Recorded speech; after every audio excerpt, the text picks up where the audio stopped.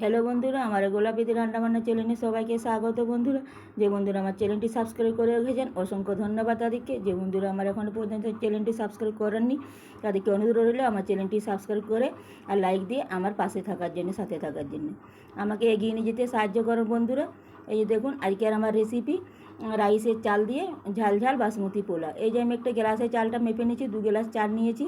এই চালটা আমি ভালো করে 4-5 বার জল পাল্টে পাল্টে আমি এটা ধুয়ে নেব, দিয়ে আমি 30 মিনিট ভিজিয়ে রাখবো।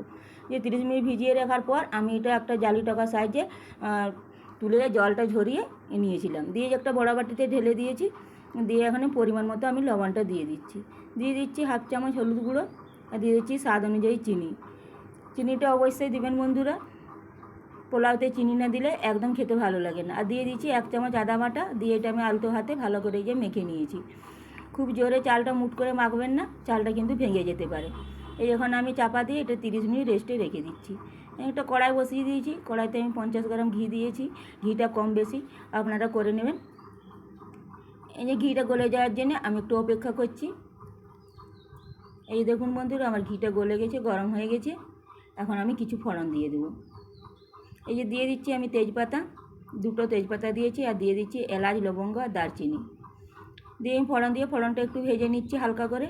আজকে আমি কাজু কিশমিশ জল দিয়ে ধুয়ে আমি ভালো করে এটা আমি একটু ভেজে নিচ্ছি হালকা করে, খুব বেশি ভাজবো না। এই এখন আমি মেখে রাখা চালটা এখন আমি ঢেলে দিচ্ছি।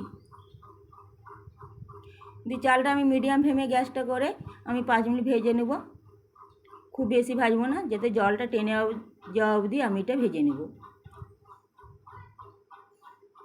এই যে দেখুন বন্ধুরা, এটা আমার ভাজা হয়ে গেছে।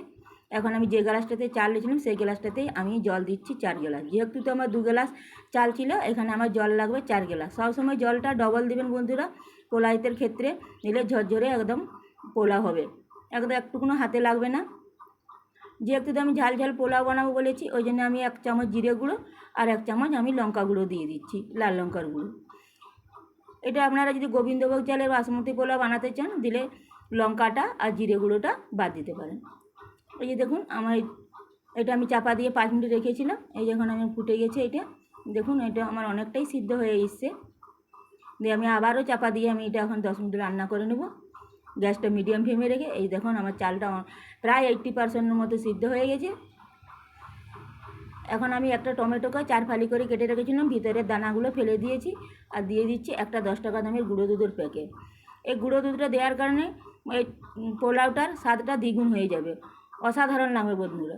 একবার আপনারা এইভাবে বাড়িতে বানিয়ে খেয়ে দেখবেন, কেমন লেগেছে কমেন্ট করে জানাতে ভুলবেন না কিন্তু। এই যে দেখুন আমার ঝরঝরে একদম বাসমতি পোলাওটা হয়ে গেছে। এখন আপনাদেরকে আমি প্লেটে তুলে দেখাচ্ছি কেমন ঝরঝরে হয়েছে। এই যে দেখুন কত সুন্দর ঝরঝরে হয়েছে, একটা ভাতের গায়ে গা লাগবে না। এই জন্য দেখতেও যতটা সুন্দর, আর খেতেও কিন্তু অসাধারণ বন্ধুরা। উপর থেকে কাজু কিশমিশ দিয়ে এই যে আমি সাজিয়ে নিয়েছি। আমার রেসিপিটি যদি ভালো লেগে থাকে বন্ধুরা, অবশ্যই লাইক কমেন্ট শেয়ার করে আমার চ্যানেলটি সাবস্ক্রাইব